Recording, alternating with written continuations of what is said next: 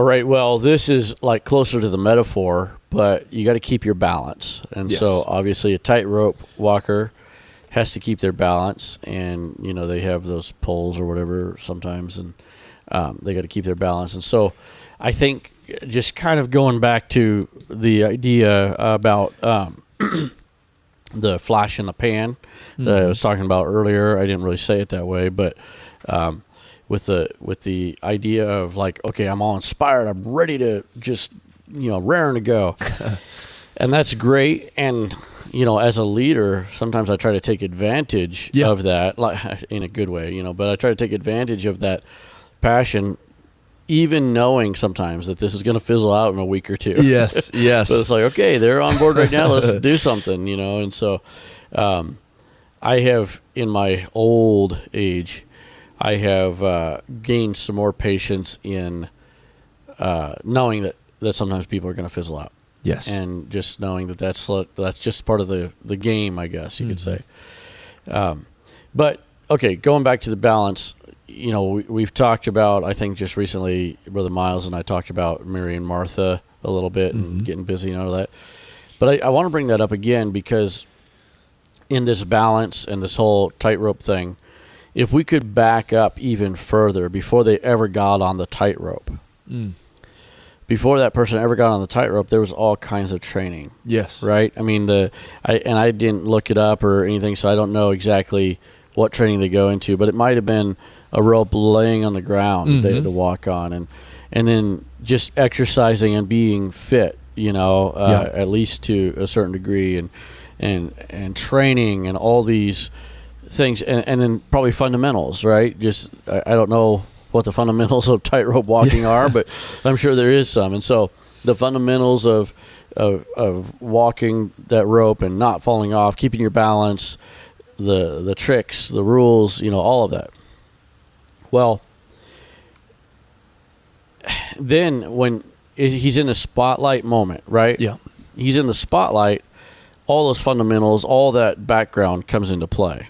They back him up. And that's where it shows. So I think that in the church world, and in this is a Sunday school podcast, and most of the Sunday school leaders I know quite a few, excuse me, they wear all kinds of hats. Yeah. They're not just Sunday school leaders. I'll call out Brother Chris Bradshaw, if you're listening. Brother Chris Bradshaw, he goes to Brother Uzzle's church.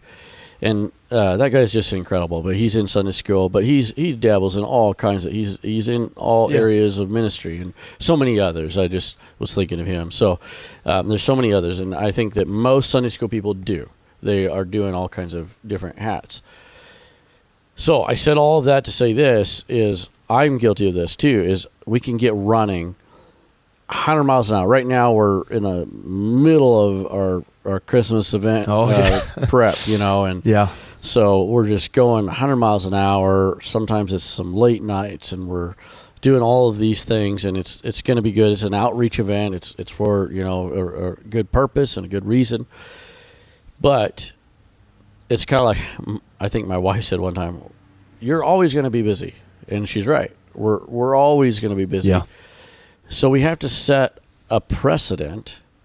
We have to those fundamentals, because right now, we're running and everything, but we can't forget about our prayer life. Yes, we can't forget about our studying the Word, building relationships. All of these things are part of our balance. Yeah, so true. So that when we get out there on that rope, So true, and I think with this, too oftentimes we could get to the place where we feel like balance is something that comes naturally. Oh, that's good. And, there is elements as people that, we do have balance physically, but there's some people that have a lot better balance. Yes. And it's because of that training. It's because they took balancing to the next level. Right. Oh, yeah. And so if we're going to really have a balanced lifestyle or a balanced Sunday school, it's going to be intentional. It's going to be intentionally planning it. It's going to be intentionally setting aside time for certain things. It doesn't happen by accident. No, and it takes a lot of intentionality, thinking about it, planning it. work at it, maybe even getting the advice of other people, like, hey, how do I live a balanced life? And I would say, like, our pastor is a prime example of a balanced individual. And it's because he's intentional about it. He's studied about it. He has worked hard to be balanced. Yeah. And so I would say, even with our Sunday school, because we do, there's times where we have the goofy times, and there's lots of fun times, but in our Sunday school, it's very balanced, and that's because you've purposed for that to be balanced, and you've been intentional. So we have the fun times, but then we also have the times where we're trying to balance it with reaching these kids through an altar call. Through the altar call, or even the education side of it. Because if you get off balance one way or the other, it's going to make it a lot harder for it to go, for it to work. Absolutely. So. Yeah, and I do think, when we, I think that, a lot of people, we do a lot of silly things, and we wear crazy outfits. And I think that maybe, and it's okay, I'm not saying this is like terrible, but I do think that maybe people sometimes misconstrue Sunday school as this silly event. Just entertaining, right? Yeah, a silly childcare, that happens on Sundays. But it's so much more than that. And that is where the balance, I'm glad you brought that up, because that is the balance is, we do the silly and we do the fun. We have a bunch of slides and stuff over here. We do all of that to engage the kids. We talk about that all the time, You've got to have the that. kids. Yeah. And so we do that, but we probably have at times forgotten our purpose, but we don't forget our purpose of why we have the slides, why we have the silliness. And that's where that balance, and again, taking that step back, before you ever arrive on Sunday morning, during the week, you should be, for your own personal self, you should be praying, studying the Word, and being involved in the work of God. But also, I would take it a step further. If you work in kids ministry and Sunday school, you should actually be thinking about that more than just on Sunday. Yeah, absolutely. I mean, you don't have to be like me and think about it every day, maybe, but you should be thinking about it during the week. You should be, your best ideas shouldn't be on Saturday night.